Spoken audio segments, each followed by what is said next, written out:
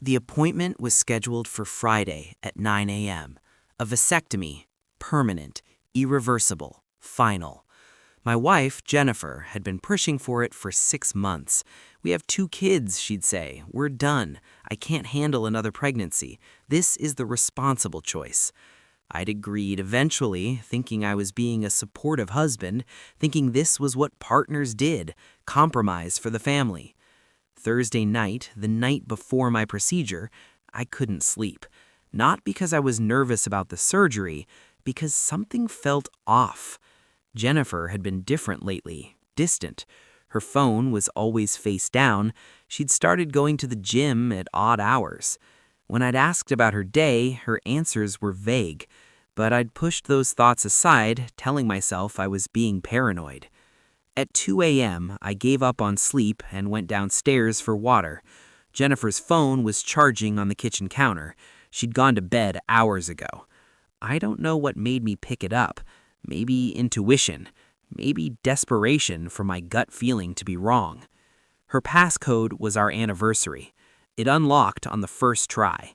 The messages with Drew were right there. No hiding, no secret apps, just months of conversation I was never supposed to see. I scrolled through, my hands shaking. "Can't wait until he's finally done with the procedure," she'd written 2 days ago. "Then we can move forward with our plans." Drew's response, "Finally going to have the family we always talked about. Just need to get through this transition carefully." I kept reading, going back weeks, then months. They'd been high school sweethearts, reconnected on social media 8 months ago. The affair had been going on for 5 of those months. But it wasn't just an affair. They were planning a life together. Jennifer was going to leave me after the vasectomy, after I was permanently unable to have more children, after she'd eliminated any chance of me starting over with someone else the way she was starting over with him. "He actually thinks we're done having kids," she'd written, "doesn't suspect a thing." Drew replied, "Smart. This way he can't trap you with another pregnancy if he figures it out before you're ready to leave." They discussed it like a business transaction, like I was an obstacle to remove, not a person they were destroying. I took screenshots of everything, hundreds of messages. I didn't wake her, didn't confront her. I just went back upstairs, laid in bed next to a woman I suddenly didn't recognize, and waited for morning. When her alarm went off at 6 a.m., I was already dressed. She rolled over, smiled at me. "Big day? You nervous?" "Not anymore," I said. She didn't catch the tone. She got up, started getting ready, talking about how proud she was of me for doing this, how this was best for our family, the one she was planning to destroy in a few weeks. I watched her performance. This woman I'd spent 9 years with, mother of my children, and felt absolutely nothing. "I'm not going," I said as she was putting on her makeup. She turned, confused. "What do you mean? Your appointment is in 2 hours."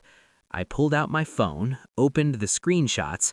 "I mean, I'm not getting a vasectomy so you can leave me for your high school boyfriend without worrying I'll have more kids with someone else."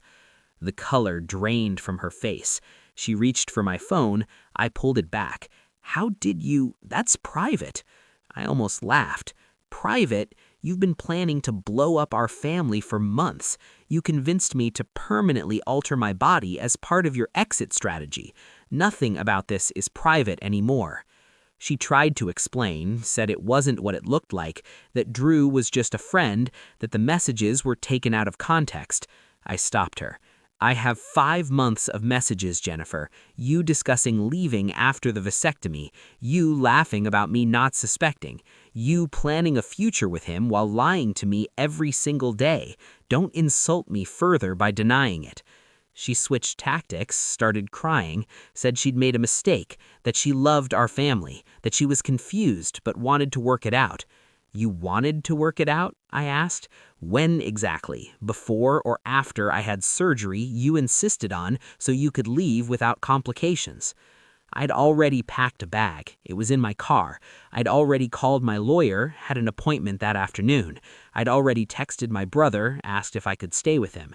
"I'm canceling the procedure," I said. "I'm filing for divorce." You can explain to Drew why your timeline got disrupted."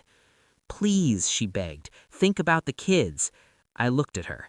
I am thinking about the kids. I'm thinking about how their mother was willing to manipulate their father into permanent infertility as part of her affair plan. I'm thinking about what kind of example that sets. I walked toward the door. She followed, desperate. "We can go to counseling. I'll end things with Drew, whatever you need." "What I need," I said, "is for you to have been honest 6 months ago. What I need is to not have almost made an irreversible decision based on your lies. What I need is a partner who doesn't treat me like an obstacle to manage." I opened the door. "My lawyer will be in touch. You should probably call Drew. Let him know the plan changed."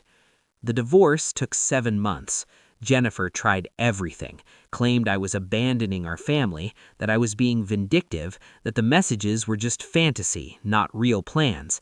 But I had the screenshots, dated, timestamped, undeniable.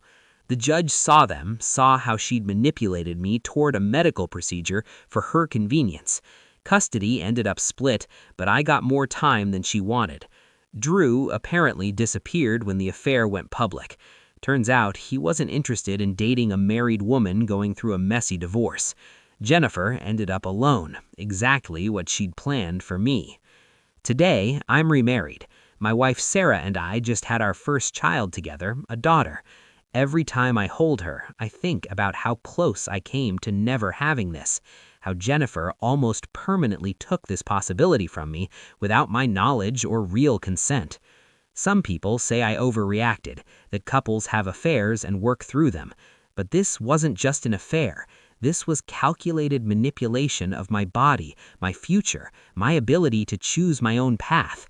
She didn't just betray our marriage, she tried to steal my choices. The vasectomy appointment I never kept saved more than my fertility. It saved my future, and I've never regretted canceling it for a single second.